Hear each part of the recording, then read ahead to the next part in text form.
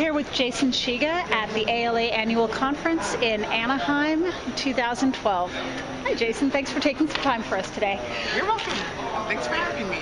Can you tell us what it is about your books that readers love so much? Gosh, well, I don't know. Maybe I'm not the best authority on this subject since I'm the writer. But yeah, people.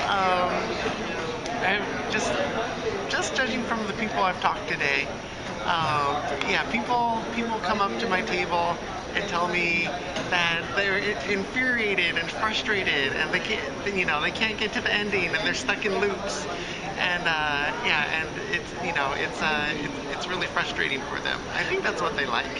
For people who haven't read Meanwhile, can you explain how someone can get stuck in a loop in one of your books? Well, the idea behind Meanwhile is it's like a choose-your-own-adventure book, except instead of being prose, it's a comic book.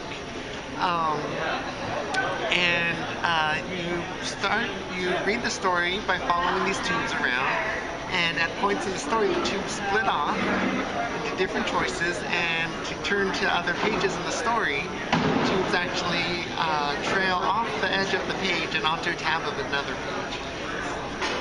Cool.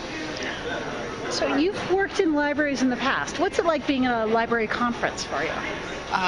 It's great. I actually went to the ALA conference maybe 10 years ago, and it was in the Moscone Center. At that point, I was just working as a library aide at the Piedmont Branch Library in Oakland. But it was in town. I thought it'd be fun to check it out. And yeah, it seems like in the last 10 years, it's gotten more elaborate and crazy and huge, and yeah, it's just it's a huge production now. It's really impressive to see. And how has your experience working in libraries informed some of your work? Well, there's always a little library. There's always a little bit of libraries worked into some of my comics. Book Hunter, which is probably the most extreme example, was set entirely within the Oakland Public Library system. And in Empire State, sometimes it's smaller things, like the main character works for the library.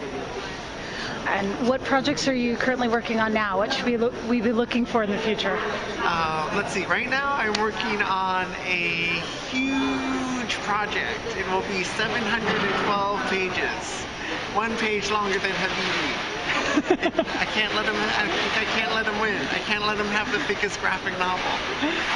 But when it's done, it'll be around 712 pages. I'm 400 pages through it already, so I have about 300 more pages to go before it's done.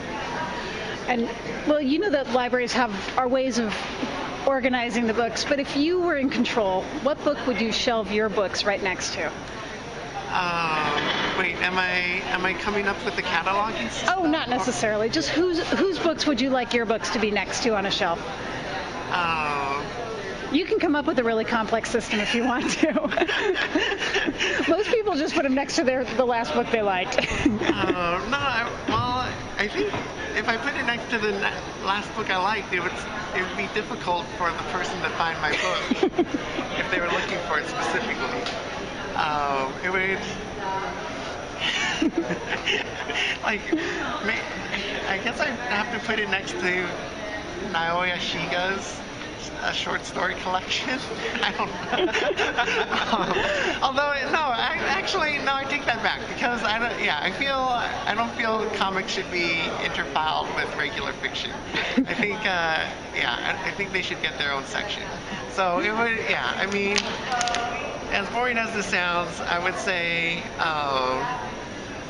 yes, I would say my book should be filed in YA 741.5 under S. So it would probably be next to, like I don't, someone whose name begins with an S, like Stan Sakai or something. Your integrity as a librarian or a library person is outweighing your ability to be grandiose and self-prideful. But that's very noble.